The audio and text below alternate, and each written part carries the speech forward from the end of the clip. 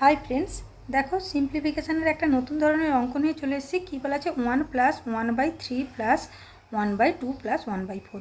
এতদিন আমরা কীরকম করেছি, এখানেও 1 থাকবে, এখানেও 1 থাকবে, এখানেও 1 থাকবে, কিন্তু আজকে দেখো সব জায়গায় আলাদা আলাদা আছে। তাহলে কীভাবে করবো এই অঙ্কটা আমরা?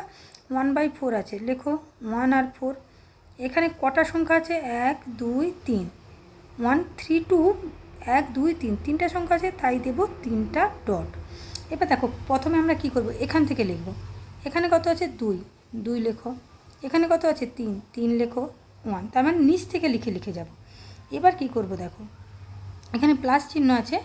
এবারে এর যে নিয়মটা একটু আলাদা হবে। এইটার সাথে এটা গুণ হবে, এটা হবে যোগ। তাহলে 4 2 8, 1 9। তাহলে সেম নিয়ম, এটার সাথে এটা হবে গুণ, এটা হবে যোগ, এটা হবে যোগ।